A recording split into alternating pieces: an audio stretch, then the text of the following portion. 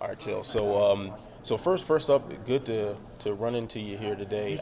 I was very surprised that you were sort of emceeing the press conference yesterday. You've always kind of remained around the media side of mixed martial arts. So can we expect to see more sort of just straight up PR from you in the future? I think so. Yes, I mean I think so. I would prefer to participate than not. I'm sure you can relate, but I'm a fan. I'm a fan first. So yes, I think that I would prefer to be involved. I will tell you, this event is. I don't know if I've ever had this feeling before. Fedor is going to be done fighting, and there's something about that hurts. You know, and I went through that a few times with guys that I was a fan of. When the day Daniel Cormier stopped, you know, I felt it, or Randy Couture, and Sakuraba and Royce Gracie. When I could play this game a while, and you feel something, but maybe not quite like this. This is not just the turning of a page or the end of an era to the sport or the heavyweight division, but Fedor even just to this company. Fedor and Bellator are so synonymous that him being on the other side of the cage is it's a blow. It's a blow, and I could feel it ahead of time. Yeah. Do you really think it's going to be it for him though? He's had some false stops in the past. Well, Do you think this is really it? Yeah, that's a great point. Yes, I do believe him. He got asked a question yesterday by Josh Gross that would he compete in other forms of combat, and Fedor instantly took that and responded from a boxing standpoint. But I think that Josh Gross asked it more from a sambo standpoint, Right. From the grappling and things that Fedor likes to do. And I thought Fedor was a little bit on the fence. I mean, ultimately he said no, but there was some hemming and Sahan in there, to your point, as though maybe he's not fully ready to be done. Yeah, you know, because I know you draw you can draw some parallels, kind of your own story, Sure. and the Fedor struggles in and out and just wanting to be in, but physically just kind of being passive. I mean, Sure. I imagine I know martial arts is a part of your life, so you still train, you still say you look in great shape right now. Thank you, buddy. So Thank you. I would imagine you're on the mats with some guys that are still active. You're having some success, at the very least hanging. And you think like, oh man, I might still have it. And you to be so close to greatness. Like we were just in this room yesterday, Fedor and Ryan Bader standing right there. You fought Fedor, you know what it's like. Like, oh, that itch. You wanna try something else again? Yeah, well, to a degree. Competing is a whole other deal. Competing as opposed to practicing, from my standpoint, are very different. And no, and I don't want to compete again. I don't want to compete again because I don't want to work that hard. I don't want to go in and do it twice a day. I don't want to, watch what I eat and what time I go to sleep. It was a real lifestyle, and it was very grueling.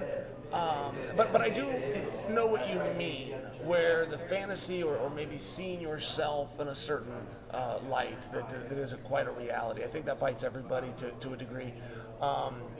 And then some other games you can go out there and play, but this really isn't one that you can play. You can't play fighting. You got to be quick, you got to be sharp, you got to be hungry. There's just some things that have to be there, and if they're not, you need to be realistic with yourself. All right, but between me and you, how many times have you gotten a phone call or gotten an email or text or something offering you something outside of the traditional MMA realm?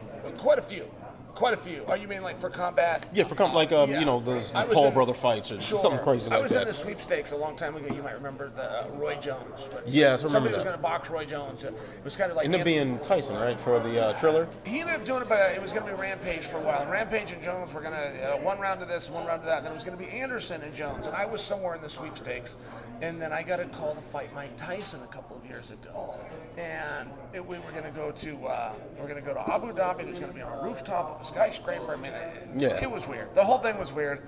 But okay, but that was interesting because that's still Mike Tyson. And so, yeah, I get some of those phone calls, and sometimes I get intrigued, and sometimes I fall for it. I don't think the people on the other end of the line necessarily have the abilities to make what they're proposing happen. But I do get those calls sometimes, yes. That's true.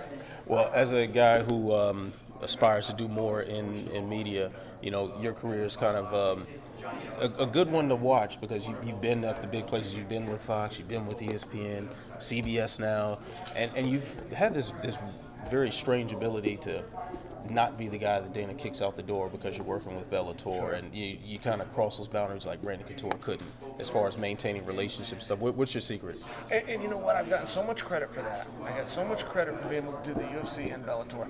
And I don't have a great answer. Before I came to Bellator, I talked to the UFC. Before I went to the UFC, I talked to Bellator. So there was just never any hard feelings, but there was nothing more than that. I asked Coker, are you good with me doing this? I asked Dana, are you good with me doing that? And that was it. I had no other secret to the success. Yeah, I'll say, when I upload this audio, I just want to put forth the mental picture. Like, I'm sitting across from Chael right now in a hotel lobby.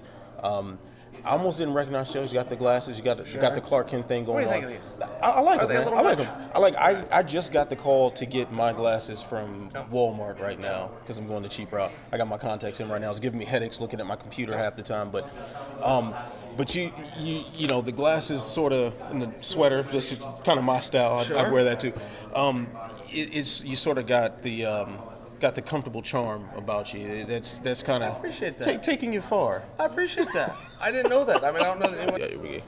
I was first told when I ever got into MMA media that if I were to meet you and have a conversation, actually Jordan Breen told me this when I was his co-host on Sure Dog Radio Network.